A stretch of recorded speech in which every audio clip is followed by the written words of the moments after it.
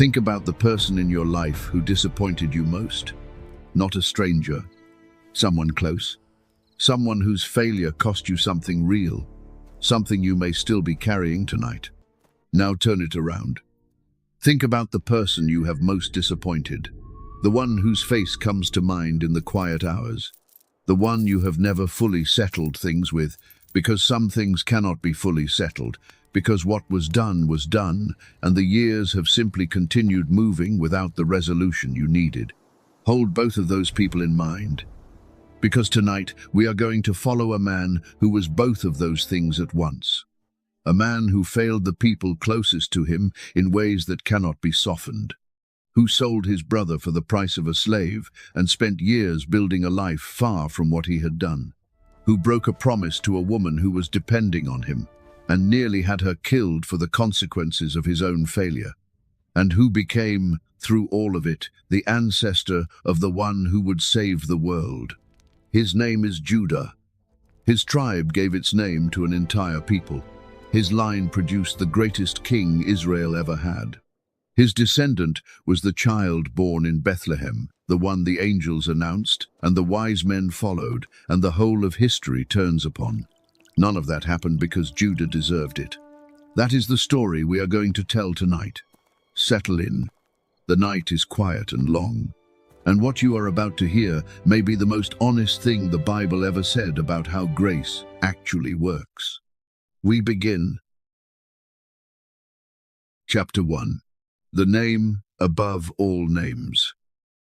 Before there was a tribe called Judah, before there was a king called David, before there was a royal line that would one day produce the child born in Bethlehem, there was a woman lying awake in the dark, counting what she had been given and what had been withheld. Her name was Leah, and the story of Judah begins with her, not with him. Because the name he carried his entire life, the name that would be given to a tribe and a kingdom, and ultimately to an entire people, was not chosen in a moment of triumph. It was chosen in a moment of surrender. And you cannot understand what the name means or why it mattered across 3,000 years of history until you understand the woman who gave it. Leah was the older daughter of a man named Laban, who lived in the region of Haran, in the land we now call northern Syria. She had a younger sister named Rachel, and from the beginning, the text of Genesis makes an observation it does not try to soften. Rachel was beautiful. The Hebrew word used for her is yafeh, lovely in form and lovely in appearance. The text uses the same word it will later use for Joseph, which is one of the quiet connections the narrative plants early and returns to later. Leah, the text says, had weak eyes. Scholars have debated for centuries what that phrase means exactly. Some have read it as a physical imperfection that made her less desirable. Others have read it as a kind of tenderness, eyes that were soft and gentle rather than sharp and striking. But whatever the precise meaning, the contrast with Rachel is impossible to miss.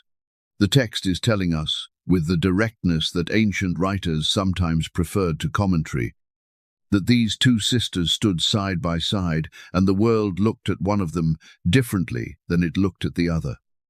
And then Jacob arrived. Jacob was the son of Isaac and the grandson of Abraham.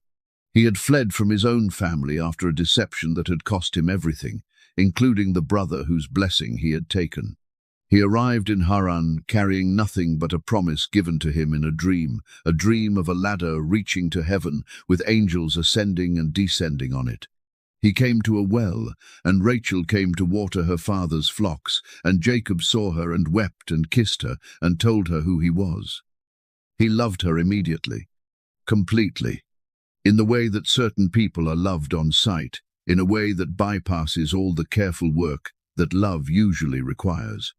He went to Laban and asked to marry Rachel. Laban made him an offer. Work for me 7 years, and Rachel is yours. 7 years. The text says they seemed to him like only a few days because of his love for her. At the end of those 7 years, Laban held a wedding feast. And in the darkness of the wedding tent, he brought his older daughter instead of the younger one. Jacob did not realize until morning that the woman beside him was Leah and not Rachel. There is no way to read this passage and not feel the weight of what it meant to Leah. She knew when she was brought to the tent. She knew through the night. She knew when morning came and Jacob looked at her face, and the joy of 7 years of anticipation turned, in a single moment, into something else entirely. Jacob went to Laban and demanded an explanation. Laban said simply that in their country, the older daughter must be married before the younger. Work another 7 years and you can have Rachel too. Jacob agreed. Within a week, Rachel became his second wife. Now understand the household Leah lived in from that morning forward. She was married to a man who had agreed to 7 more years of labor in order to also have her sister. She shared her home, her husband, her daily life with the woman he actually wanted. The text does not ask us to pretend this was not painful. It simply records what happened next. God saw that Leah was unloved. That is the phrase the text uses. Not overlooked, not less favored, unloved. And the God who saw it opened her womb while Rachel remained unable to conceive. Leah bore 3 sons in succession, naming each one out of the same ache. The first she named Reuben, saying, "The Lord has seen my misery." The second she named Simeon, saying, "The Lord heard that I am not loved." The third she named Levi, saying, "Now at last my husband will become attached to me." 3 sons, 3 names reaching toward the same thing. And still the thing she was reaching for did not come. Then she conceived again. And when this 4th son was placed in her arms, something shifted. You can hear it in what she said. Not reaching this time. Not hoping for something still withheld. Looking at the child in her hands and saying simply, "This time I will praise the Lord." She named him Yehudah. Judah. Praise. The woman who had spent 3 pregnancies trying to earn a love that would not come, finally stopped trying. Not in bitterness. Not in defeat. In something harder and quieter and more durable than either of those. She stopped measuring her life by what it lacked and looked at what she had been given, and she said, "This time I will simply praise." That is the name Judah carried from the moment she placed him in her arms. Not a warrior's name, not a king's name, at least not yet. A name born out of the moment his mother decided that the life she had was worth gratitude, even if it was not the life she had wanted. Sit with that for a moment. The ancestor of the entire royal line of Israel, the man through whom the promise given to Abraham would find its fulfillment in the birth of Jesus, was named after the surrender of a woman who finally stopped asking for what she could not have and gave thanks for what she had. The line of kings begins in the dark, with a woman who was unloved, holding her 4th son and deciding, against everything that had happened to her, to praise. That is where this story begins. Not in power, not in deserving, in a name given in the dark by a woman who had been counted second her whole life to a child who would one day be counted first. The child grew. He grew up in a household that was, by any ordinary measure, extraordinary and deeply broken at the same time.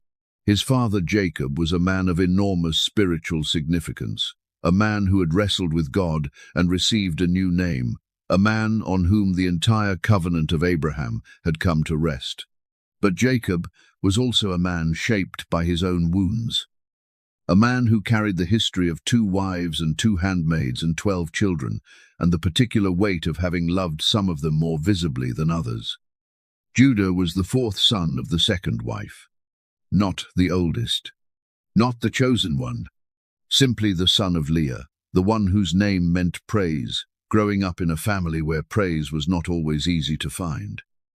We cannot know with certainty what that shaped in him. The text does not tell us his inner world in those early years. But perhaps, watching his mother carry what she carried without breaking, something was being formed in him that would matter later. The capacity to hold weight.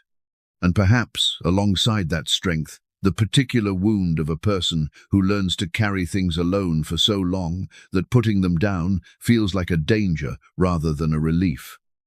What that would eventually cost him, and what it would eventually make possible, is the story we are here to follow. The night is quiet, the name is given, and we are only beginning. Chapter 2. The Favorite and the Forgotten. Jacob had 12 sons, by 4 different women in the years that followed his arrival in Haran: Reuben, Simeon, Levi, and Judah by Leah; Dan and Naphtali by Bilhah, Rachel's handmaid; Gad and Asher by Zilpah, Leah's handmaid; then Issachar and Zebulun, and a daughter named Dinah, also by Leah. And finally, after years of waiting, the text records with a sustained ache, Rachel conceived and bore a son named Joseph. And then Rachel died, giving birth to the 12th son, Benjamin. 12 sons. 1 surviving mother. A father who had spent the better part of 2 decades surrounded by more family than he had ever imagined, and more grief than he had ever prepared for. To call this household complicated is to use a word too small for what it was trying to hold. There were loyalties formed in the way that children form loyalties in large families, not through grand decisions, but through the slow accumulation of small moments, small wounds, small acts of protection, and small acts of neglect. There was a hierarchy that no one had formally declared, but everyone understood, the way families always understand the things that no one will say out loud. And at the center of that unspoken hierarchy, visible to everyone, was a coat. Jacob made Joseph a coat of many colors. The exact nature of the garment has been debated, but its meaning was never in question to the people who lived inside that household. It was a declaration without words. It said that this son was different from the others. This son was the one the old man watched. This son was the one Jacob's eyes followed when he crossed the camp. Joseph was the firstborn of Rachel, the wife Jacob had always wanted.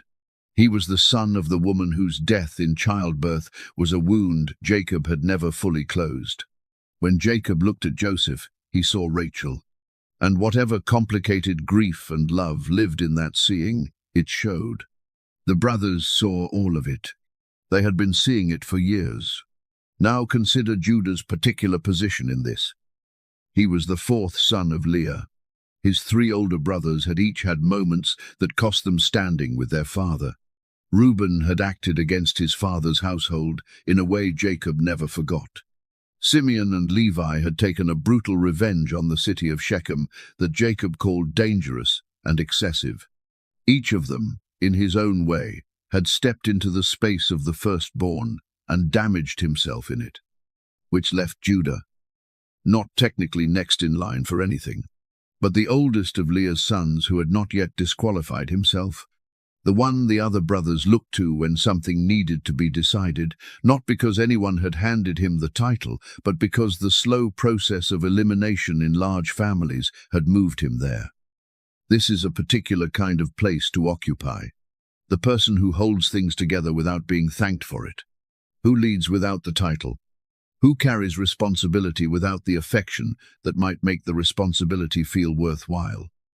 Perhaps he had learned the shape of that life by watching his mother live it. Leah had held things together her whole life, without the acknowledgement she deserved, praising God from a place of not being seen. Her 4th son had grown up watching that, and, like everything learned in childhood by living inside it, he had absorbed both the strength of it and, perhaps, something of its cost. The text does not tell us his interior directly, but we can imagine what it does to a person to learn, very early, that waiting for recognition that does not come is simply the texture of ordinary life. That unexamined wound is about to meet exactly the right set of circumstances. Joseph was 17 years old when he began to report back to his father about his brothers. The text does not soften the word. He brought an evil report. Whatever he saw in the fields, he came home and told Jacob. The brothers knew that he had told, and they hated him for it, with the specific hatred that comes from feeling watched and judged, by someone who has never had to live under the same conditions he is watching. Then came the first dream. Joseph and his brothers were binding sheaves in the field. His sheaf rose and stood upright. His brothers' sheaves gathered around it and bowed down. He told his brothers this dream. "Do you intend to reign over us?" They said, "Will you actually rule us?" And the text says they hated him even more. The second dream went further. The sun and the moon and 11 stars bowing down to him. He told this one to his father as well. Jacob rebuked him in front of the others. "Will your mother and I and your brothers actually come and bow down to the ground before you?" But the text adds its quiet, important note. Jacob kept the matter in mind. The brothers had no patience for keeping matters in mind. They were in the fields near Dothan when Jacob sent Joseph to check on them. The brothers saw him coming from a distance. The coat first, the figure beneath it. "Here comes that dreamer," they said. By the time Joseph was close enough to speak to, the decision had already been made. They seized him. They stripped the coat from him. They threw him into an empty cistern. And then they sat down to eat their meal. The floor of the cistern was not far below them. The text does not tell us whether Joseph cried out. It moves immediately to what Judah saw. A caravan of Ishmaelite traders coming from Gilead, heading south toward Egypt. And Judah spoke, "What will we gain if we kill our brother and cover up his blood? Come, let us sell him to the Ishmaelites and not lay our hands on him. After all, he is our brother, our own flesh and blood." His brothers agreed. And the things we set in motion do not stop simply because we have stopped watching them. They had not stopped. Not then. Not in the years that followed. Not in all the distance Judah would put between himself and what had just been agreed. The road ahead would find him. It always does. Chapter 3. The Pit. There is a kind of choice that feels, in the moment it is made, like a solution. Not a good solution, but a resolution of unbearable pressure. A way through a situation that has become too much to hold. The person making it does not usually think of themselves as choosing harm. They think of themselves as choosing the least harm available. They find the option that is terrible but survivable, and they reach for it. And they tell themselves that choosing bad over worse is the same as choosing good. It is not. But the telling is convincing enough to get you through the afternoon. To understand what Judah did in the field near Dothan, we have to go back a few weeks. Back to the morning Joseph first told his brothers about a dream. He was 17 years old. He was still wearing the coat. He was still coming home from the fields with reports for his father about what his brothers were doing. He was a young man who was, as far as the text shows us, unable or unwilling to see what his position was doing to the people around him. Perhaps he was simply young. The text does not give us his interior, but it gives us the effect.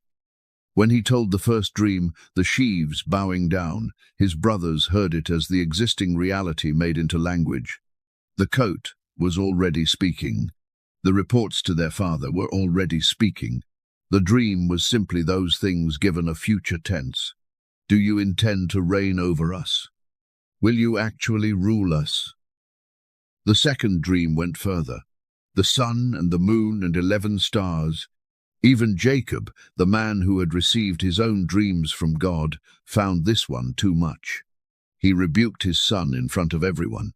And yet the text says he kept the matter in mind. The brothers kept nothing. They carried it. The tension that had been building for years through the coat and the reports and the favoritism, and now the dreams needed only the right pressure and the right distance from home to become something that could not be undone. Jacob sent Joseph north to check on his brothers. The brothers saw him coming across the fields, and the coat reached them before he did. "Here comes that dreamer," they said. "Come now, let us kill him." Reuben pulled them back. "Throw him into the cistern," he said. "Do not lay a hand on him."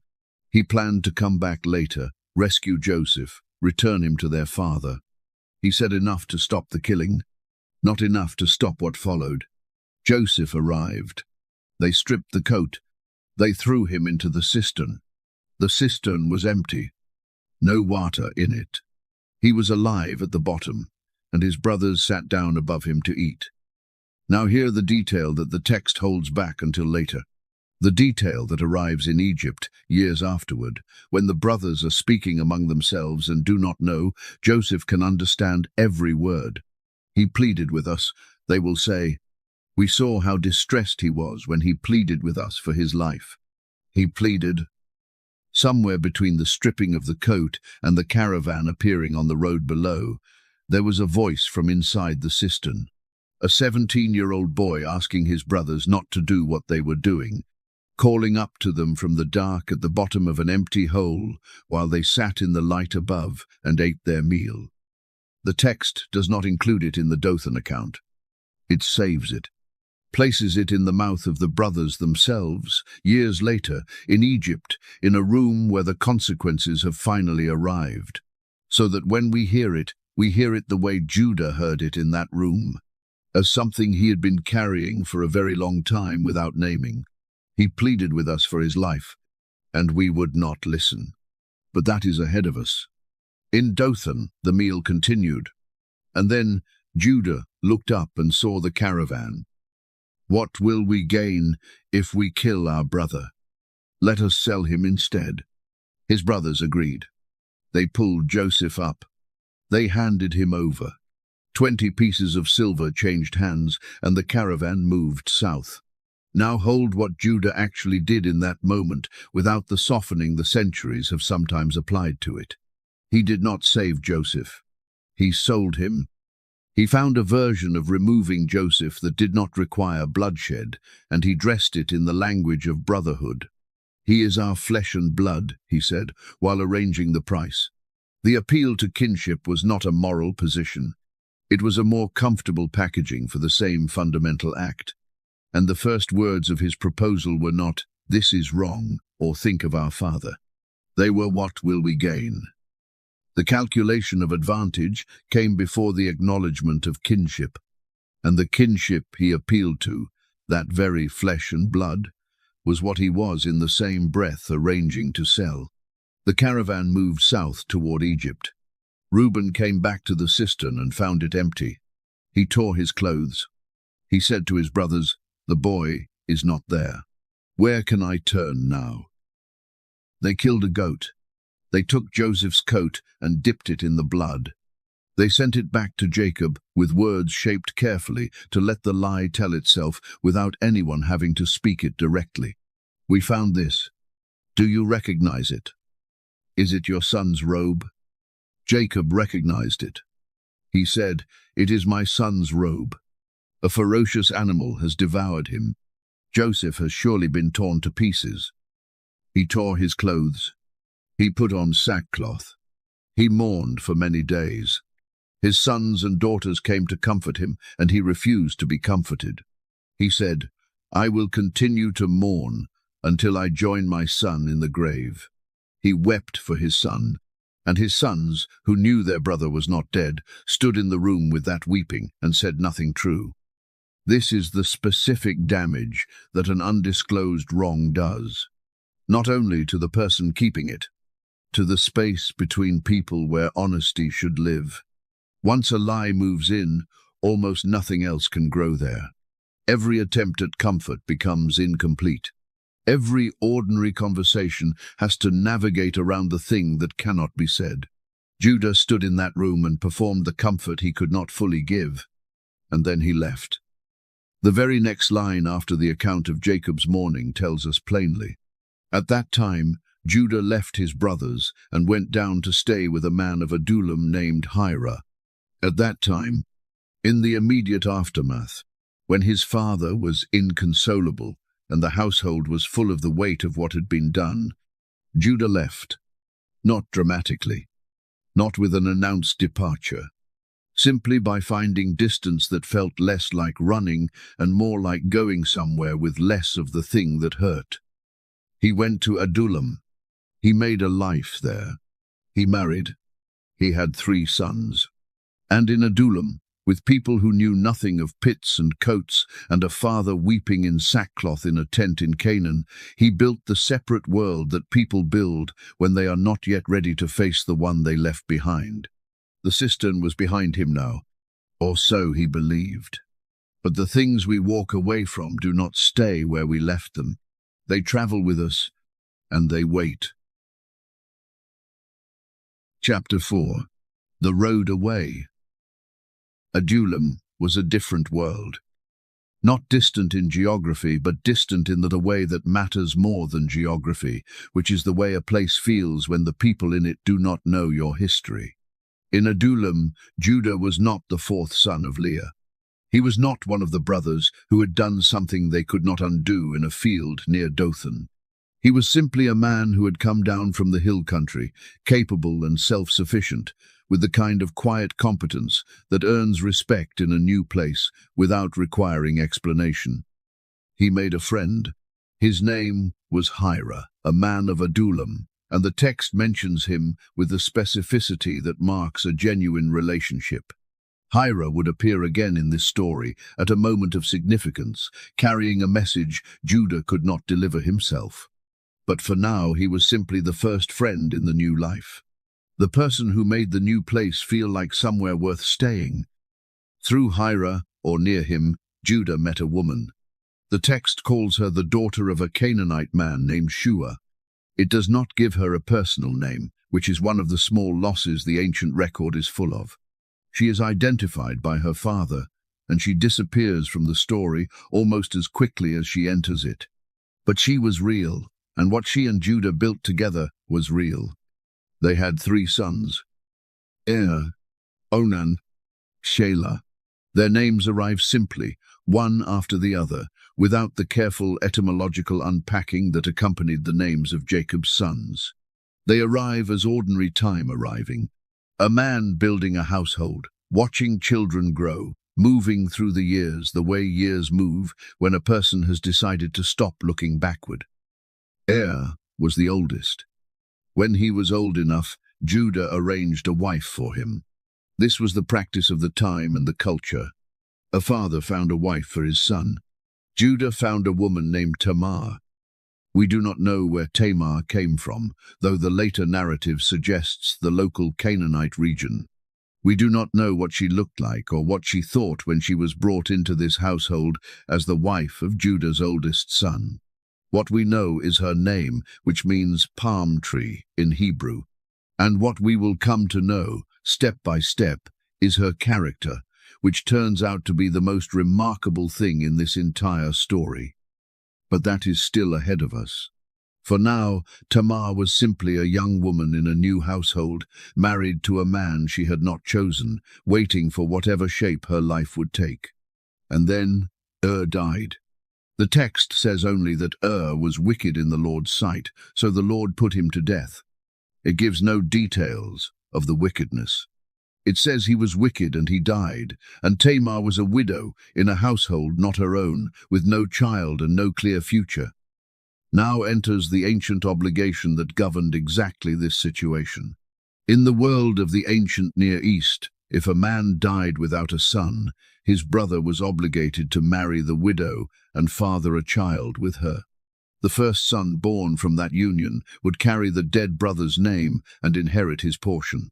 The law existed to protect widows from destitution, to keep property within families, and to ensure that a man's line was not extinguished simply because he died young. The obligation fell to Onan. Judah told his second son directly, "Sleep with your brother's wife, and fulfill your duty to her as a brother-in-law, so that you can produce an heir for your brother." Onan was willing to take the position of husband without fulfilling its purpose. He knew the child would not be counted as his. It would carry name and inherit portion. He refused to give Tamar what the obligation required. And the text says what he did was wicked in the Lord's sight. Onan died. Tamar was now a widow twice over. She had come into this household as the wife of the oldest son. She had buried that husband. She had been given to the second son under a law that was supposed to protect her. She had buried that husband too, and there remained one more son, Shelah, still young but growing. Judah looked at the situation. 2 sons, both married to the same woman, both dead. We cannot know with certainty what conclusion he drew, and the text does not give us his thoughts directly. But the pattern was visible, and a grieving father does not always follow actual causes when a visible pattern is pressing on him with the weight of everything he has already lost. He told Tamar to return to her father's house and live as a widow until Shelah was old enough. The stated reason was Shelah's age. The reason underneath, the one the text lets us sense without declaring, was fear. And what a father afraid for his last remaining son does, when he cannot say the fear out loud, is delay.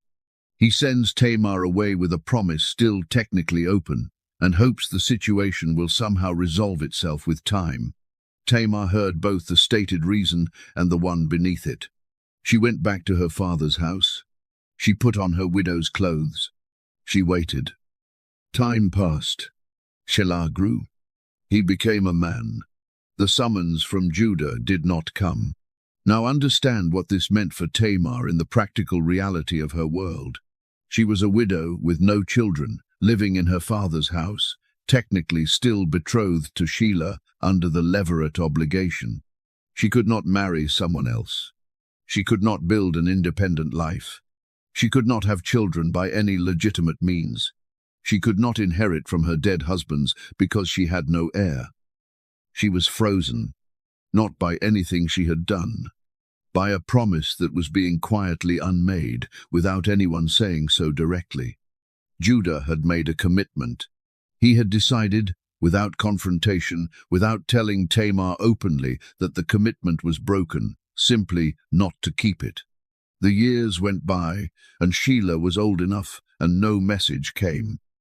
Tamar waited with the particular alertness of a person who has decided the waiting will not be permanent, that somewhere in what was coming there would be a moment when something could be done, and she held herself ready for that moment. It came from an unexpected direction. Judah's wife died. After a period of mourning, he recovered. He went up to Timnah, where his friend Hira was overseeing the shearing of the flocks. Sheep shearing season was a time of celebration in the ancient world, a time of abundance and the loosening of ordinary constraints that comes with harvest. Someone told Tamar that her father-in-law was on his way to Timnah. She heard this. She measured what she had been given and what had been withheld. She measured the years she had been waiting and the promise that had not been kept and the one narrow opening the law still left available to her.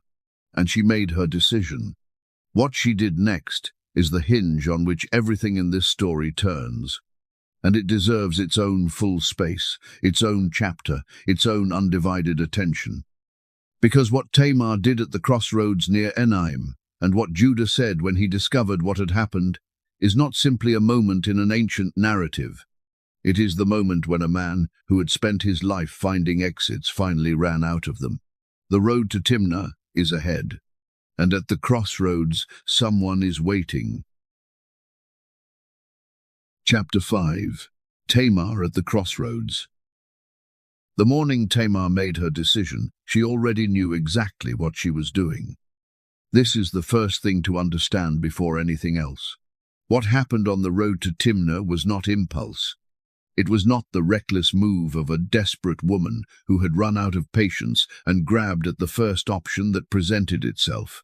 It was the carefully considered action of a person who had been waiting for years, who had studied the situation from every angle, who had identified the one narrow path, the law and the circumstances still left open to her, and who had decided, with full understanding of what it would cost, to take it. She took off her widow's clothes. She had worn them for years, since died. Through the marriage to Onan and the death of Onan and the long, silent wait in her father's house for a summons that never came, the widow's garments were not merely clothing. They were a visible status, a public declaration of her position suspended between one life and another, waiting for the law to be fulfilled. She took them off. She covered herself with a veil and sat down at the entrance to Enaim, which was on the road to Timnah. The name Enaim means eyes, or the place of the spring. It was a crossroads, a place where roads met and travelers passed on their way between the hill country and the valley below. She sat and she waited. Now there is a question every careful reader asks at this point. What exactly was Tamar presenting herself as? The text says Judah saw her and thought she was a prostitute because she had covered her face. Some ancient readers concluded she was disguising herself as a woman associated with the Canaanite religious practices of the region. Other scholars have read it differently. What the text itself makes clear is this. Judah saw a woman whose face he could not see, and he approached her, and he asked to sleep with her. He did not recognize her. The veil did what the veil was meant to do. Tamar spoke to him. What will you give me to sleep with you? Judah offered a young goat from his flock. He would send it later. What will you give me as a guarantee until you send it? Your seal and its cord and the staff in your hand, he said. Give them to me. He gave them. He slept with her, and she conceived. After he left, she removed the veil. She put her widow's clothes back on. She returned to her father's house. Judah sent the young goat by his friend Hira to retrieve the pledge. Hira could not find her. He asked the men of the place where the woman was who had been beside the road at Enaim. They said there had been no such woman there. Hira came back empty-handed. Judah said, Let her keep what she has, or we will become a laughingstock. I sent the goat, but you did not find her. He was willing to let it go. The seal, the cord, the staff. He was embarrassed and wanted the matter finished. 3 months later, Judah was told something that changed everything. Your daughter-in-law, Tamar, has played the prostitute. She is pregnant by her immorality. Judah's response was immediate. Bring her out and have her burned to death. Read that sentence, and then read the sentence before it. The man who had slept with a woman he believed to be a prostitute on the road to Timnah was ordering the execution of his daughter-in-law for being found pregnant outside of marriage. The double standard is so complete that the text does not comment on it. It simply records what Judah said, and then records what happened next, and leaves the reader to feel the full distance between the two. As she was being brought out, she sent a message to her father-in-law. She did not shout her accusation in the public square. She did not announce it in the hearing of everyone present. She sent a private message. These words exactly. I am pregnant by the man who owns these things. See if you recognize whose seal and cord and staff these are. There is a quality to this moment that is extraordinary if you sit with it long enough. She gave Judah the opportunity to receive the truth quietly. Before it became irreversible and public, before the situation locked itself in a direction that could not be reversed. She sent a private message, giving him the space to respond as the man she perhaps still believed he could be, rather than cornering him as the man he had been. She was protecting him. Even now, even as he was ordering her execution, Judah received the message. He recognized the seal. He recognized the cord. He recognized the staff, and he said this, She is more righteous than I, since I would not give her to my son Shelah. She is more righteous than I. 5 words, perhaps the most important words Judah speaks in the entire book of Genesis. Not because they are eloquent, not because they are elaborate, because they are true. Because they represent the first time in this narrative that Judah looks directly at what he has done, names it without deflecting, and places the blame where it belongs. He had promised Tamar to Shelah. He had let the promise quietly die. He had left a woman frozen in suspension for years because his fear was more important than his obligation. And when that woman had found the one path still available to her and walked it with a determination that the law itself supported, Judah looked at the objects in his hands and said, plainly and without negotiation, she was right and I was wrong. He did not sleep with her again, the text notes carefully. but he acknowledged what had happened. He withdrew the execution order. He named the truth. Tamar was not burned. She was brought back. She carried the pregnancy to term. And what happened at the birth is one of those moments the text records with a specificity that rewards attention. When the time came, there were twins in her womb. During the labor, one of the babies put his hand out. The midwife tied a scarlet thread around his wrist and said, "This one came out first." But then the hand withdrew, and his brother was born ahead of him. The midwife said, "So this is how you have broken out." She named him Perez. It means breaking through, pushing past what stands in the way, arriving not by the expected route but through the only route that was actually open. The baby with the scarlet thread came out second. They named him Zerah, which means brightness or rising light. 2 sons, born from a situation that should not have existed, from a union that violated every conventional expectation, from the determined action of a woman who had been failed by what was supposed to protect her and had refused to accept that failure as her final answer. Perez, the one who broke through, that name is going somewhere. Many Christian readers across centuries have seen in this birth an early echo of the pattern that runs through the entire line, the unexpected arrival, the one who pushes past the obstacle, the child who comes not by the arranged and tidy route, but through the crack that opened when a woman held 3 objects and a man said, "She is more righteous than I." Whether you see that echo or not, what is clear is that something real shifted in Judah in the moment he spoke those words. A man who can look at the evidence of his own failure and name it without deflecting is a different man from the one who said, "What will we gain?" The change was not dramatic or complete. He was still the man who had sold his brother, still the man who had broken his promise, still the man who had walked away from hard things rather than facing them. But the crack had opened, and cracks in stone are not the end of the stone. Sometimes they are the place where the light first finds a way in. Rest here, in the quiet that follows a moment of truth. The thread is tied. The child has broken through, and the road toward Egypt and toward the most important moment in Judah's life is just ahead. Chapter 6. Perez and the Scarlet Thread. The midwife tied the thread and did not know what she was doing.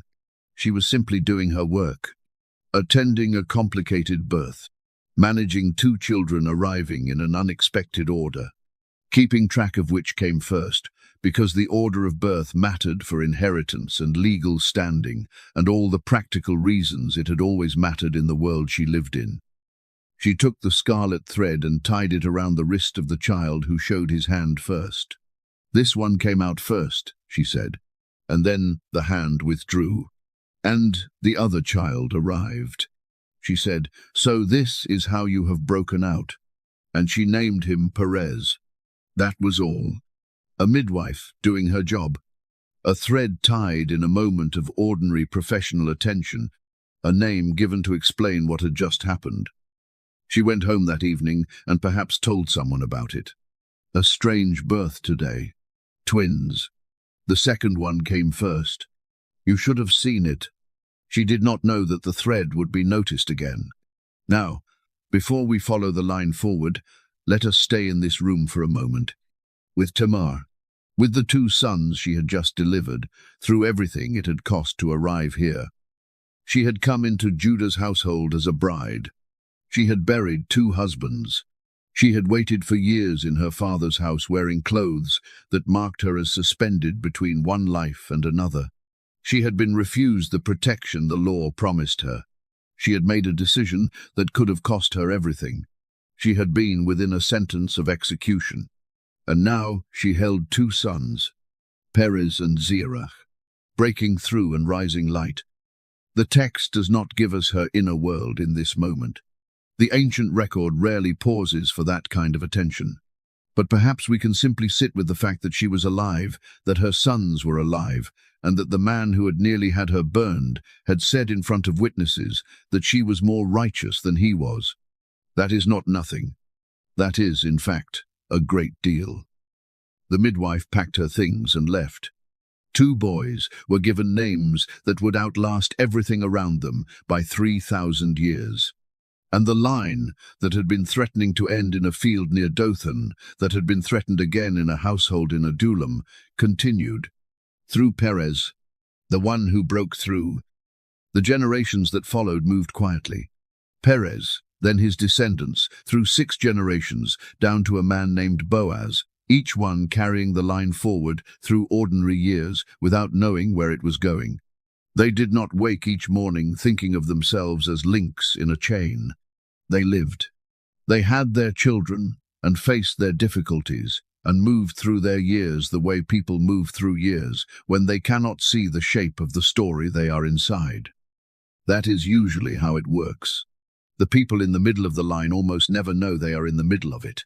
Now, among those names that Matthew preserves in the first chapter of his Gospel, there is one that many Christian readers across centuries have paused over. Matthew writes that a man named Salmon was the father of Boaz by Rahab. Rahab? Her story is told in the book of Joshua. She was a woman living in the city of Jericho when 2 Israelite spies came to her house. She hid them from the soldiers of the king.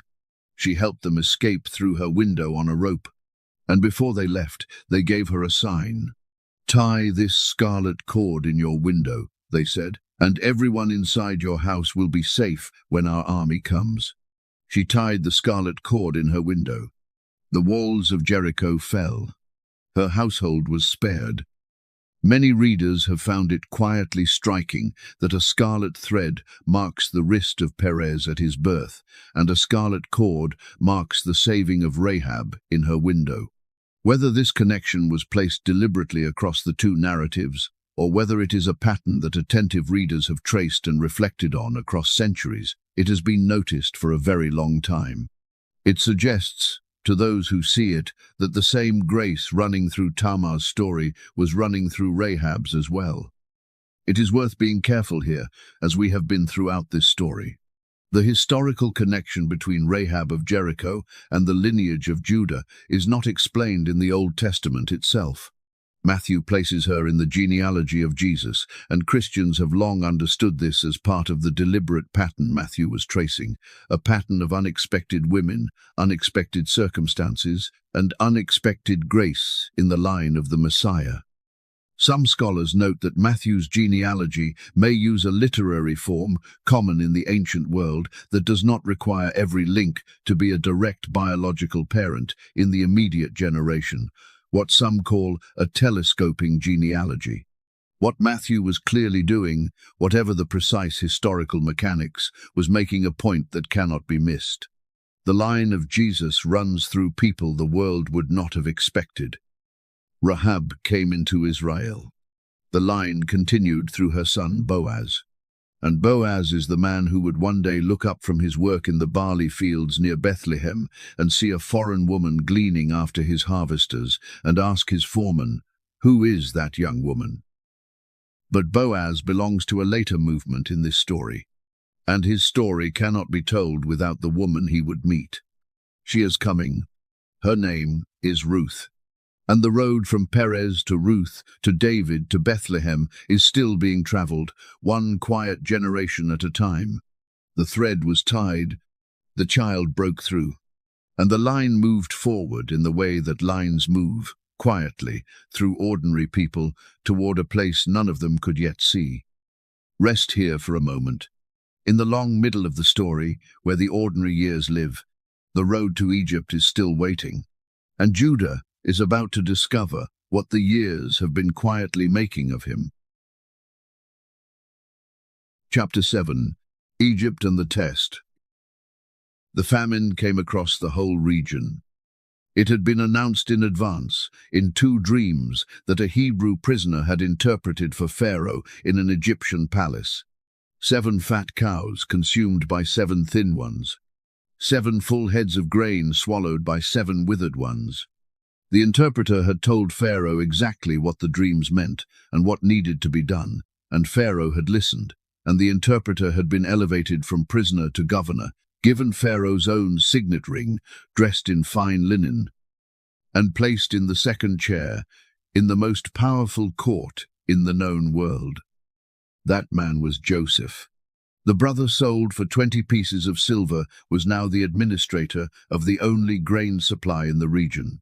He had survived Potiphar's house and a false accusation, and years in prison and a chain of events no human planning had designed. And he had arrived, through all of it, at the one position that could do what needed to be done when the famine arrived. When it arrived, it spread. Beyond Egypt, across the Sinai, into the hill country of Canaan, into the camps of Jacob and his sons, where the stores were running low, and no harvest was coming to replace them. Jacob heard there was grain in Egypt. He looked at his sons and asked them why they were sitting, looking at each other. "Go down," he said, "buy grain, so that we may live and not die." 10 brothers went. Benjamin, the youngest, stayed home. Jacob was afraid something might happen to him on the road. Benjamin had become what Joseph had been, the son of Rachel, the child Jacob could not afford to lose. The 10 brothers went down to Egypt and came before the governor who controlled the grain. They bowed down before him with their faces to the ground. Joseph recognized them immediately. They did not recognize him. He was dressed as an Egyptian official. He spoke through an interpreter. More than 20 years had passed. They had sold a boy of 17. They were looking at a man who had lived a life they knew nothing about, shaped by experiences that had changed him in ways no one standing in that field near Dothan could have imagined. Joseph recognized them, and the text records his inner response with its characteristic brevity. He remembered the dreams he had dreamed about them. The sheaves bowing down, 11 stars. Here it was, exactly as the dreams had shown. And he was the only person in the room who understood what he was looking at. He did not reveal himself. He spoke harshly instead. He accused them of being spies. They denied it, explaining themselves. 12 brothers, they said, sons of one man in Canaan. The youngest was with their father, and one was no more. One was no more. Joseph heard his brothers describe him in the past tense, heard himself spoken of as an absence, a loss, a name that had stopped belonging to a living person as far as anyone in Canaan knew. He heard the version his father had been given, the version built on a coat dipped in blood and a question shaped to let the lie tell itself. He put them in custody for 3 days. On the 3rd day, he released 9 of them to take grain home. One would stay as a hostage. They were to return with their youngest brother as proof of who they were. And then the brothers began to speak among themselves, not knowing Joseph could understand every word, because they were speaking in Hebrew while he was using an interpreter. "Surely we are being punished," they said, "because of our brother. We saw how distressed he was when he pleaded with us for his life, but we would not listen. He pleaded with us for his life." The voice from the bottom of the cistern that the Dothan account did not include. Arriving now, in the mouths of the brothers themselves, in Egypt, in a room where the consequences have finally caught up with the choices. We heard it placed there, deliberately. Now we hear it spoken aloud, by the men who were there, in a room where the one they failed is standing a few feet away and hearing every word. Joseph turned away from them and wept. He composed himself and came back. He had Simeon bound before them and taken away. He had their sacks filled with grain, and each man's silver secretly returned to his sack. He sent them on their way. On the road home, one of the brothers found his silver in his sack. Their hearts sank. They said to one another, "What is this that God has done to us?" They reached their father and told him everything. The governor spoke harshly. He thought they were spies. He held Simeon. He demanded they return with Benjamin. And then they opened their sacks. Every man's silver was there. Jacob looked at what was in front of him and said, "You have deprived me of my children. Joseph is no more, and Simeon is no more, and now you want to take Benjamin. Everything is against me." Reuben stepped forward. "If I do not bring Benjamin back to you," he said, "you may put my 2 sons to death." Jacob refused. "My son will not go down with you. His brother is dead, and he is the only one left. If harm comes to him on the journey, you will bring my grey head down to the grave in sorrow." He would not move. The grain lasted as long as it lasted. When it was gone, Jacob told his sons to go back and buy a little more. And Judah spoke. Not Reuben this time. Reuben had already tried and been refused. "Judah," he said to his father, "the man warned us solemnly. He said we would not see his face unless our brother was with us. If you will send our brother along with us, we will go. But if you will not send him, we will not go down, because the man said, we will not see his face unless our brother is with us."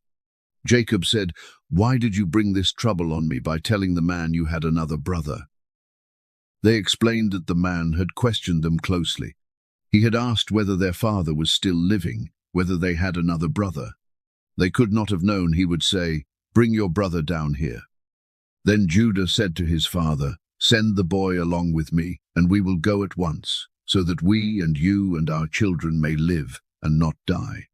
I myself will guarantee his safety. You can hold me personally responsible for him. If I do not bring him back to you and set him here before you, I will bear the blame before you all my life. I will bear the blame before you all my life." Read that sentence again slowly. The man who had said, "What will we gain?" was now saying, "I will bear the blame." The man who had proposed selling his brother rather than killing him, who had broken his promise to Tamar, who had walked away from his father's grief and built a life in the distance it created, this man was now standing before his father, offering to carry permanent blame if anything happened to the youngest son. Not his sons, the way Reuben had offered. Himself. His own future. No exit built into the commitment. No condition. No expiration date.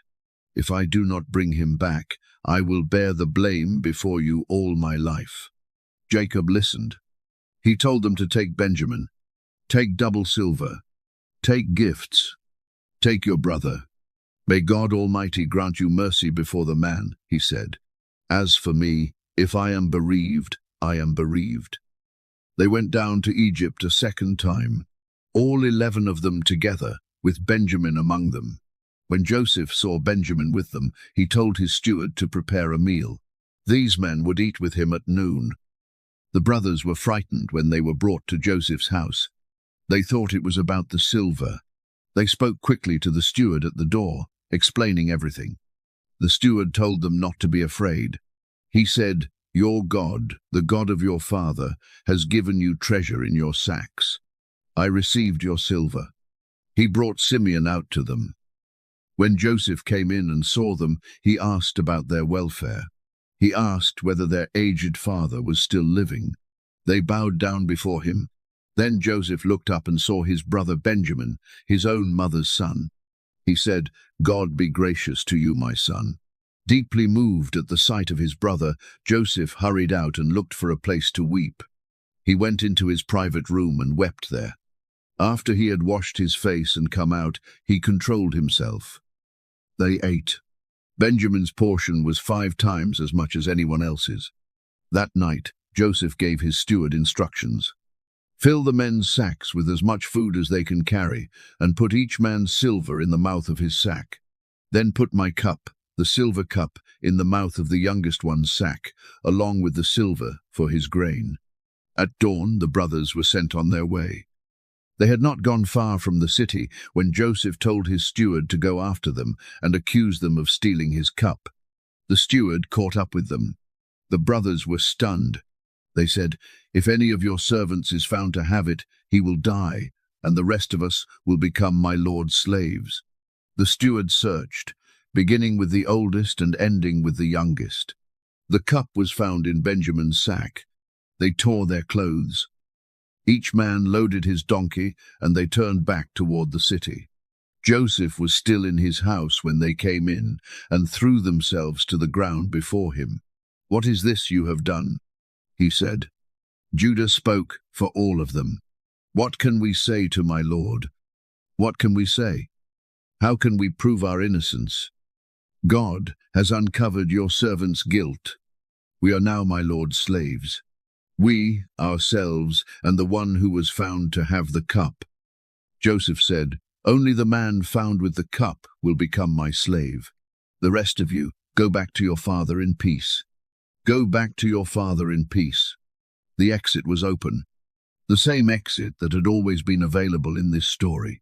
Go. Leave the one behind. Take your freedom and go back to Canaan and tell the old man what you have to tell him. The exit was open, and Judah stepped forward and closed it. Chapter 8. The Speech That Broke a Man. Judah stepped forward.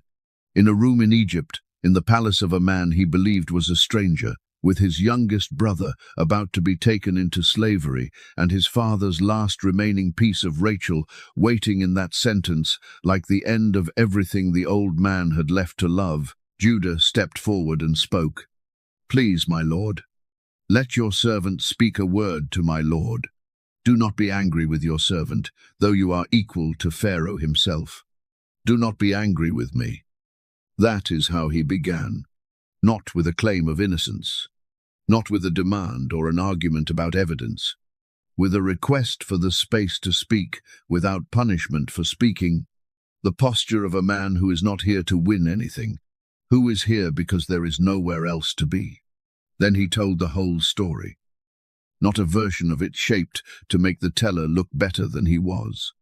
The whole thing, from the beginning, from the moment this man had first asked whether they had a father or a brother, and they had answered honestly, and the governor had said, bring him to me. He described his father. My lord asked his servants, do you have a father or a brother?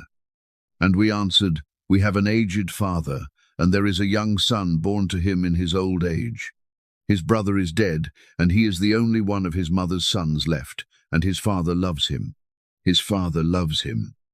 Joseph was standing in the room, listening to these words. He was hearing the father he had not seen in more than 20 years, described by the brother who had been in the field that day.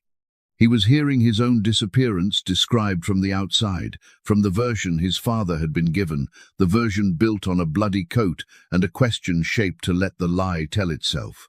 He was hearing what his absence had cost. Judah kept going. You told your servants, bring him down to me so I can see him for myself. And we said, the boy cannot leave his father. If he leaves him, his father will die.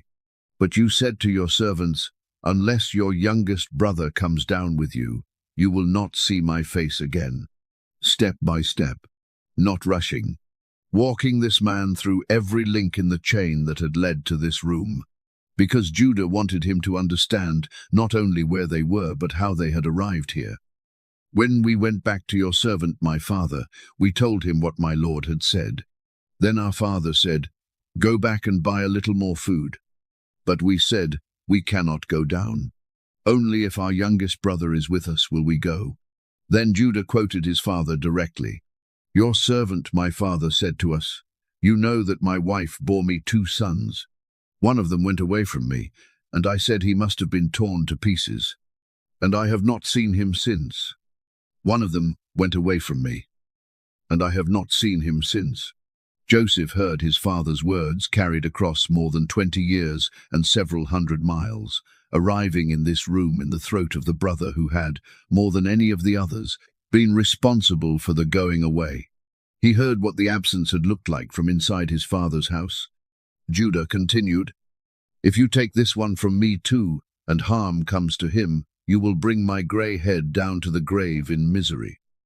His father's words, intact, carried all the way here, delivered with the full weight of the grief they had been spoken from. The speech was almost finished, but not yet, because Judah had one more thing to say, the thing that made this not merely a plea for mercy but a testimony, not an argument but an evidence of a man who was no longer who he had been.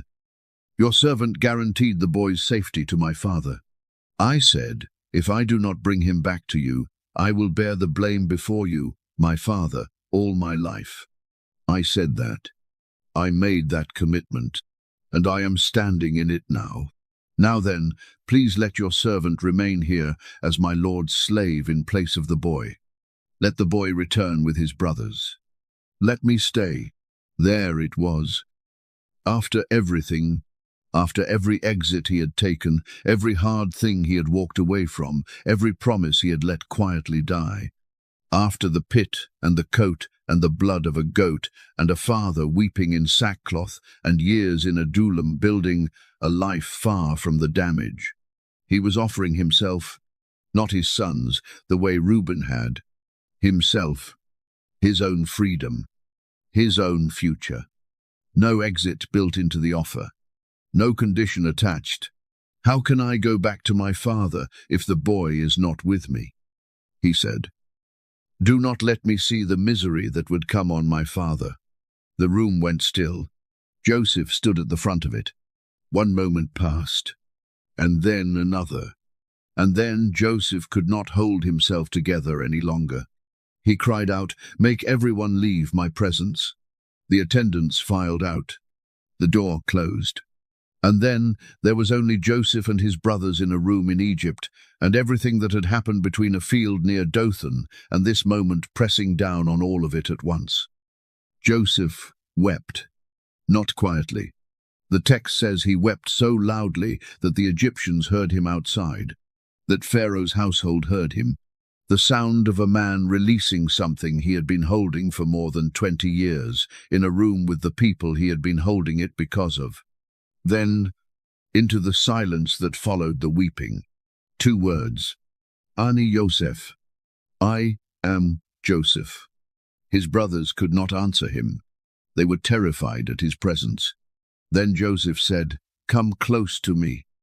When they came close, he said, "I am your brother Joseph, the one you sold into Egypt." He said it, not as the opening of a reckoning, not as the prelude to a demand for payment. He said it, and then he said what came next. And what came next was the thing that had been forming in him across 20 years of slavery and prison, and the long invisible preparation for a role no one had designed for him. Do not be distressed, and do not be angry with yourselves for selling me here, because it was to save lives that God sent me ahead of you.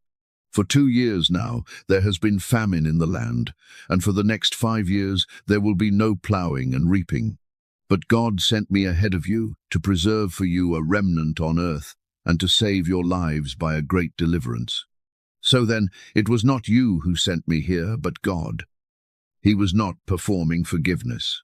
He was not offering a diplomatic grace that covered the wound without cleaning it. He was saying something he actually believed, something that had taken 20 years to become visible from the inside of it. That the damage done by human hands had been moving inside a larger story that those hands had not written and could not have stopped. That the same providence that had carried him through Potiphar's house and the prison and the dreams of Pharaoh had been working towards something none of them could have seen from inside it. It was not you who sent me here. It was God. Now understand what that moment cost Judah. He had walked into that room, prepared to be a slave. He had given the longest speech in Genesis and closed it with an offer to give up his freedom so that an old man in Canaan would not have to bury another son of Rachel. He had done the hardest thing he had ever done, expecting nothing in return.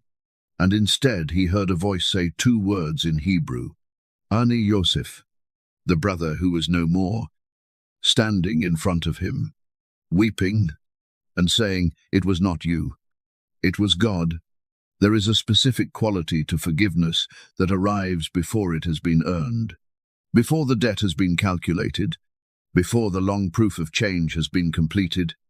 It removes the framework that the guilty person has been living inside, the framework of what is owed and what must be paid, the framework that quietly shapes every ordinary day spent in the presence of a wrong that cannot be undone. Joseph removed that framework in 2 words. Judah had gone into that room carrying decades of what he had been. He came out of it with something he had not earned and could not have arranged. Joseph kissed all his brothers and wept over them. And after that his brothers talked with him. After that, after the weeping and the holding and the impossible reality of the moment, settling into something that could be lived inside. "Go back to my father," Joseph said. "Tell him, your son Joseph says, God has made me Lord of all Egypt. Come down to me. Do not delay." He sent them home with wagons and provisions and gifts and silver. He loaded donkeys with the best things of Egypt for his father. And as they left, he said one more thing. "Do not quarrel on the way." The man who knew his brothers, who knew what the journey home from a revelation this size might look like inside a group of men carrying this much history. Do not quarrel on the way. They went up out of Egypt and came to Jacob in Canaan. "Joseph is still alive," they told him. "He is ruler of all Egypt." Jacob was stunned. He did not believe them. But they told him everything, and when he saw the wagons Joseph had sent to carry him back, the spirit of their father Jacob revived. He said, "I am convinced. My son Joseph is still alive. I will go and see him before I die." Judah had made a promise in his father's tent. "If I do not bring him back to you, I will bear the blame before you all my life." He was bringing them all back now. Not only Benjamin. All of them. Let your breathing slow. The room in Egypt is quiet. The wagons are loaded. An old man in Canaan who has been wearing grief for more than 20 years is about to hear his son's name spoken by someone who has seen him. The story has one more movement. A deathbed. A blessing. A scepter pointed toward a future none of them could see. Chapter 9. The Blessing of Jacob. Jacob had been waiting to die for a long time. Not in defeat. In the way of a man who has been carrying something unfinished for so long that the unfinished weight has become inseparable from the shape of his days. A grief that could not resolve because it was built on a lie. A comfort that could never go deep enough because the people offering it were the same people who had caused the wound. For more than 20 years he had believed his son was dead. And then the wagons came. He had seen the wagons and his spirit revived. That word carries precision in the Hebrew, as if what had been living in him through all the years of mourning was something contracted and diminished, something keeping itself going on less than it needed, and the news of Joseph was the thing that opened it back toward what it had been. "I am convinced," he said. "My son Joseph is still alive. I will go and see him before I die." He packed everything, all his sons and their families, all the possessions accumulated across a long life in Canaan. They went down to Egypt. At Beersheba on the way south, Jacob stopped and offered sacrifices, and God spoke to him in a vision at night. "Jacob, Jacob, here I am," he said. God said, "Do not be afraid to go down to Egypt. I will make you into a great nation there. I will go down to Egypt with you, and Joseph's own hand will close your eyes." Joseph's own hand will close your eyes. Not just that Jacob would see Joseph again, that Joseph would be the one present at the end, that the last human touch Jacob felt would be the hand of the son he had mourned for so many years. He went down. Joseph harnessed his chariot and went out to meet his father. When he appeared before him, he threw his arms around his father and wept for a long time.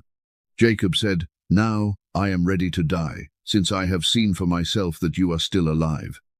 Now I am ready." Not with resignation, with completion. Something unfinished was finished, and the readiness that followed was real. They settled in Goshen. The years moved forward. Jacob grew old in the way that old men grow old, the strength going gradually, the body becoming the place where all the years accumulate and press.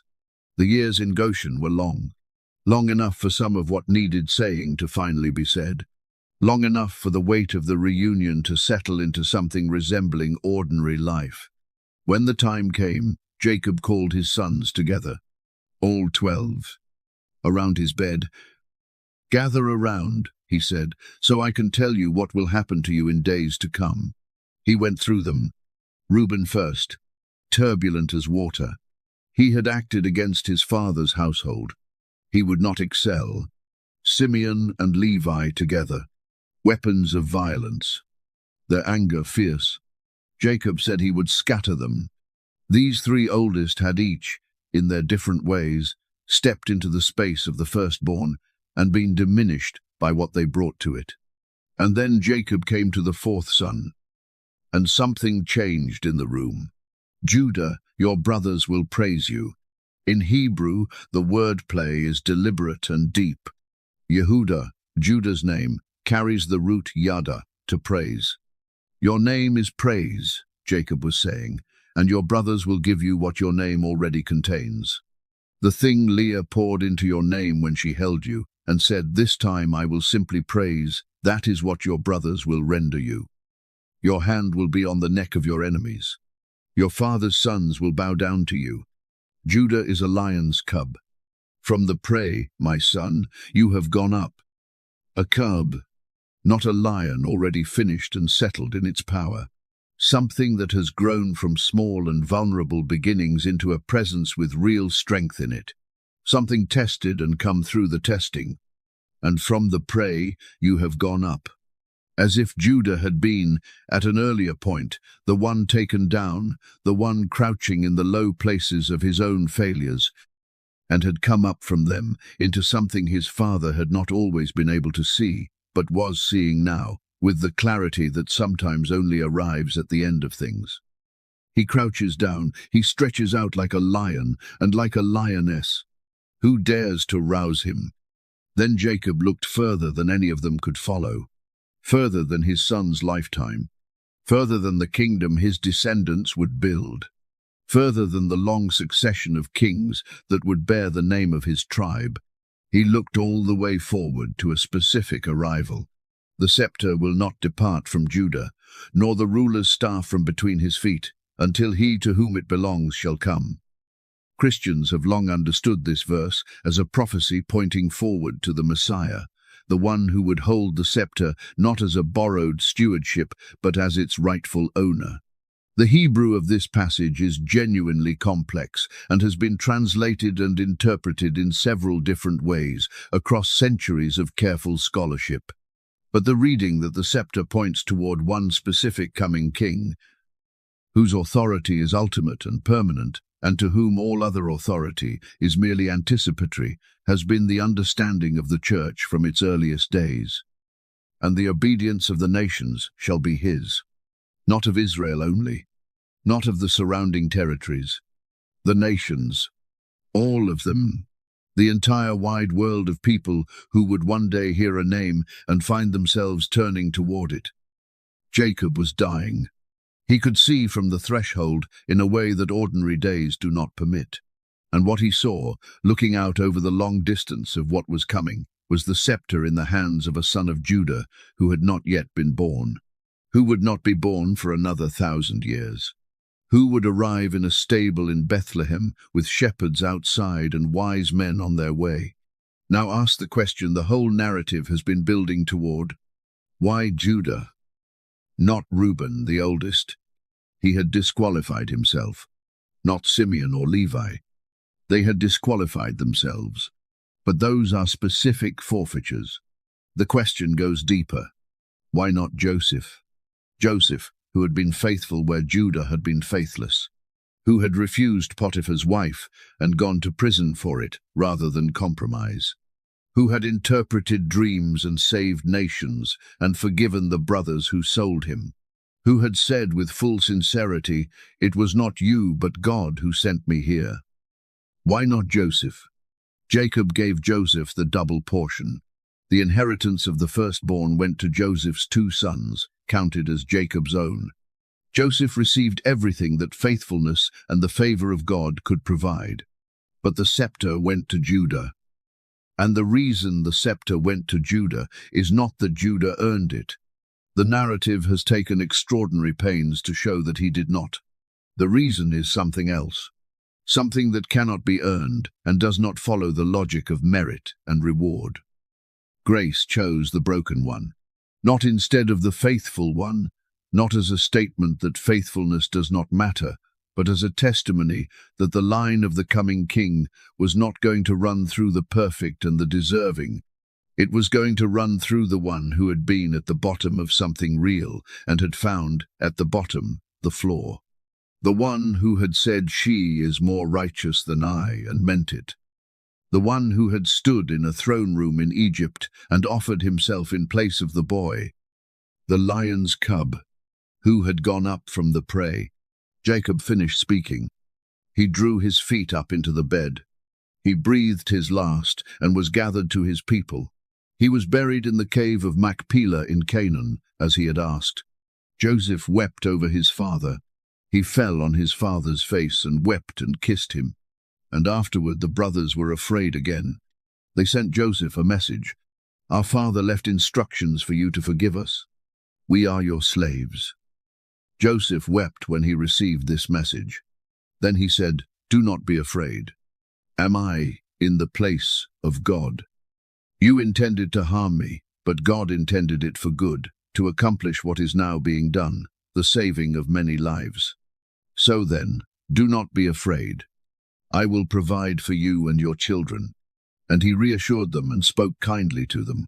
The blessing had been given. The scepter had been named. And the line was running now, carrying what it carried toward the place it had always been going. The night holds all of this. Rest here. The final movement is just ahead. Chapter 10. The Route and the Line. Matthew began his account of the life of Jesus with a list of names. This is not where most writers would choose to begin. A list of names does not create immediate suspense. It does not establish conflict or the kind of forward momentum that pulls a reader into a story.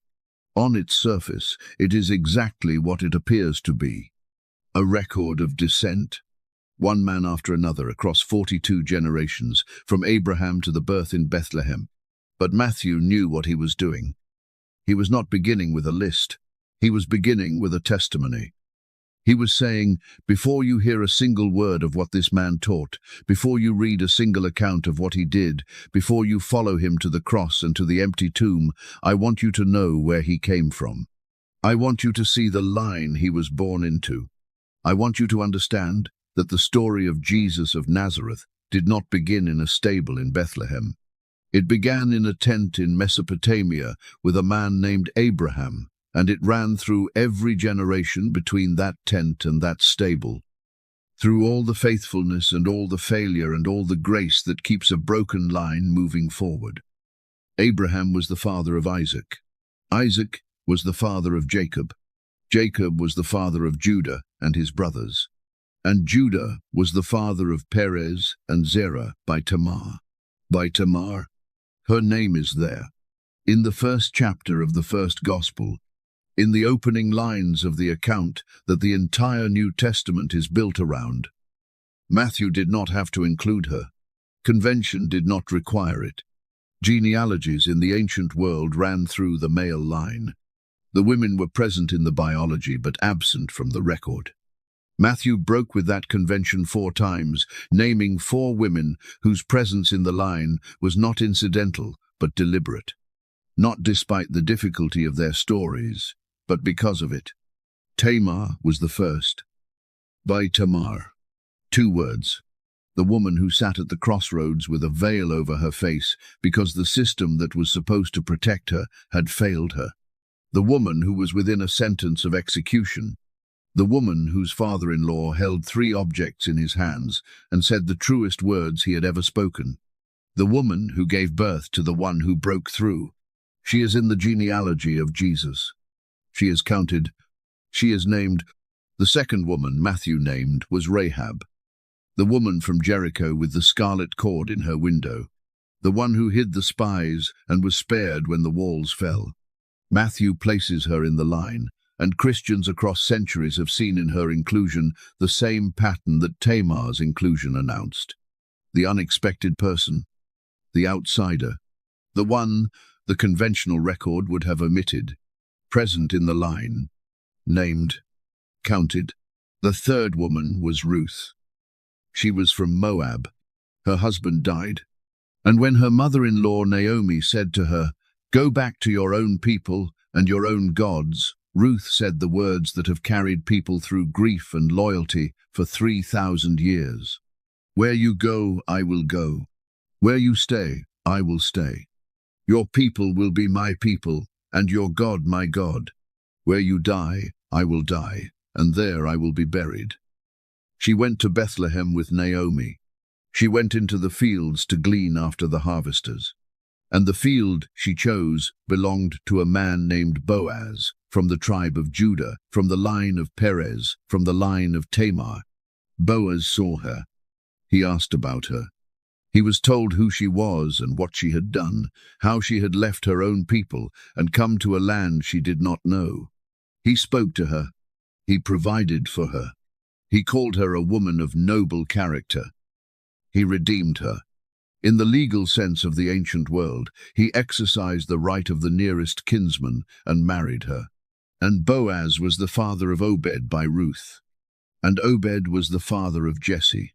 And Jesse was the father of David the king. David, the youngest son of Jesse, the one who was not called in from the fields when the prophet Samuel came to anoint a king. His 7 older brothers stood before Samuel one by one. Each time Samuel looked and said, "The Lord has not chosen this one." And Jesse said, almost as an afterthought, "There is still the youngest. He is tending the sheep." Samuel said, "Send for him. We will not sit down until he arrives." David came in from the fields, and the Lord said to Samuel, "Rise and anoint him. This is the one, the youngest, the one left with the sheep, the one his own father almost forgot to mention. The line runs through him. It runs through Solomon, his son, who built the temple David had dreamed of and was given wisdom beyond any man of his era and still wandered from it in the end. Through the long procession of kings, some faithful and some faithless, some who repaired what had been broken and some who broke it further. Through the exile to Babylon, when the dynasty was interrupted and the temple was destroyed and the people were carried away from everything that had defined them. Through the long years in a foreign land, through the return, through the rebuilding, through 400 years of prophetic silence. And then, an angel in a village in Galilee, a young woman named Mary. "Do not be afraid," the angel said. "You have found favor with God. You will conceive and give birth to a son, and you are to call him Jesus. He will be great and will be called the Son of the Most High. The Lord God will give him the throne of his father David, and he will reign over Jacob's descendants forever. His kingdom will never end.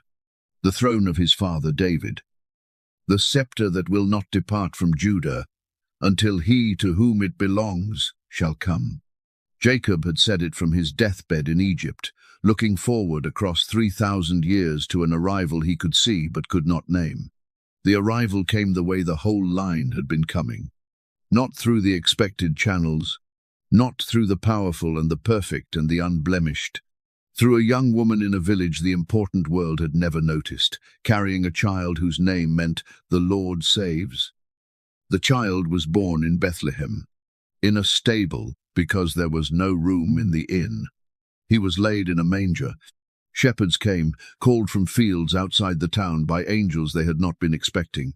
Wise men came from the east following a star, carrying gifts for a king. The scribes told them where to look. "Bethlehem, in the land of Judah. From you will come a ruler who will shepherd my people Israel. From Judah, from the tribe that took its name from the moment a woman decided to praise, from the line that ran through Tamar and Perez and Rahab and Boaz and Ruth and Obed and Jesse and David and the long succession of kings and the exile and the return and the 400 years of silence, from the man who had sold his brother and broken his promise and walked away from the hard things and had finally, in a room in Egypt, stepped forward and offered himself in place of the one he was supposed to protect.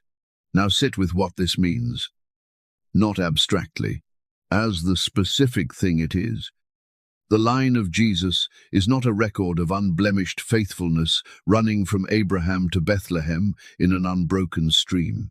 It is the record of something else entirely. It is the record of a mercy that does not stop, that moves through the broken places as readily as through the whole ones, that finds the woman at the crossroads, and the foreigner in the barley field, and the man in the Egyptian throne room, and counts them in, names them, writes them into a record that cannot be erased. By Tamar, by Rahab, by Ruth. Matthew named them at the very beginning, right at the top of the account of the life of Jesus, as if to say from the first sentence, this is the kind of line this is. This is the kind of God this is. This is the kind of story this is. The kind that includes the woman who was almost burned. The kind that counts the one who broke through.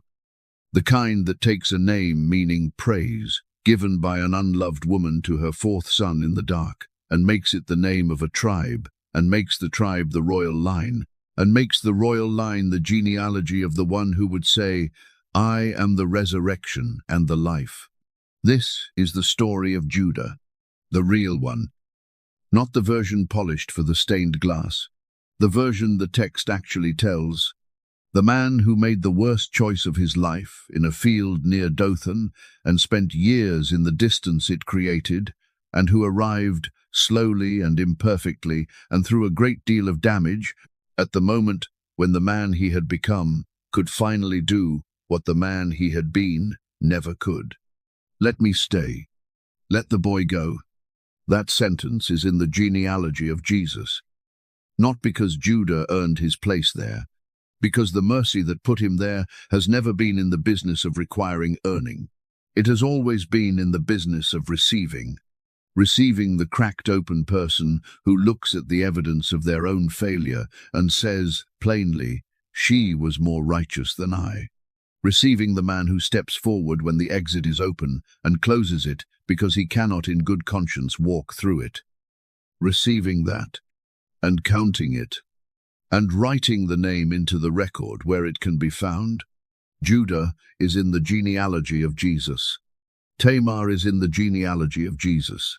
Perez, the one who broke through, is in the genealogy of Jesus. If you have come to the end of this story tonight carrying something you believe puts you outside the range of what grace can work with, hear what the record says. The record says by Tamar. The record says the woman at the crossroads is in the line. The record says the man who sold his brother is the ancestor of the Lion of Judah. You are not outside the range. You never were.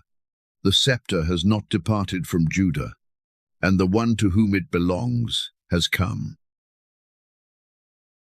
Let us pray. Father, we have walked a long road tonight. We sat with Leah in the dark, holding her fourth son and deciding, against everything that had happened to her, to praise. We watched a boy grow up in a household of divided love and unspoken hierarchies. We stood at the edge of a field near Dothan and heard a price proposed and watched a caravan move south toward Egypt. We sat in the silence of a household where the truth could not be spoken and the grief could not be comforted, because the people offering comfort had caused the wound. We watched a man build a new life far from what he had left behind, and we recognized in that distance something more familiar than we would like to admit. We watched that same man stand at a crossroads with 3 objects in his hands, look at what he was holding, and say the thing that cost him something real. She was more righteous than I. We watched the crack in the stone begin. We watched it widen, slowly, over years, until a man who had spent his life finding exits walked into a room in Egypt and closed the one standing open in front of him. We heard 2 words in Hebrew that broke a room apart and put it back together. We followed the line from a midwife's scarlet thread to a manger in Bethlehem. Father, receive whatever each person listening tonight is actually carrying, not the presentable version of it. The real weight, in whatever form it has taken, from wherever it came, however long it has been held. For the ones who recognize themselves in Judah tonight, who have the distance they built to survive something and are not sure how to come back from it, let them hear this. The crack in the stone is not the end of the stone. The man who said she was more righteous than I was, the same man who would later stand in Egypt and offer himself. The distance is not the final word. The exit does not have to be the last chapter. For the ones who recognize themselves in Tamar, who have been failed by what was supposed to protect them and have been waiting in widow's clothes for something that was promised and has not come, let them hear their name in the genealogy, not in spite of what they have been through, because of the faithfulness they brought to it, when faithfulness cost everything. By Tamar, she is in the line. By grace, you are not forgotten either. For all of us tonight, the tired ones, the ones carrying old weight, the ones who have come to the end of a long day and need somewhere quiet to put what they are holding, let this be that place. Let the story do what it has been doing for 3,000 years, which is to make room for exactly the kind of people who need it most. You are held by the same mercy that held Judah when his brother wept and said, "Come close to me." You are held by the same grace that wrote a woman's name at the top of a gospel and did not take it back. The scepter has not departed. The one to whom it belongs has come, and he is here. In this room, in this breath, in this quiet night, he is the root and the offspring of David. He is the Lion of the tribe of Judah. He is the one that Leah's fourth son pointed toward without knowing it, from the moment she placed him in her arms and said, "This time I will praise." To him be glory, now and forever. Amen. The story is complete, and you are somewhere inside it, held by the same mercy that held Judah in the Egyptian throne room and Tamar at the crossroads, and every unnamed person in between who carried the line forward through their ordinary years without knowing where it was going. The scepter has not departed from Judah, until he to whom it belongs shall come. He has come. He is here. Rest now. Good night.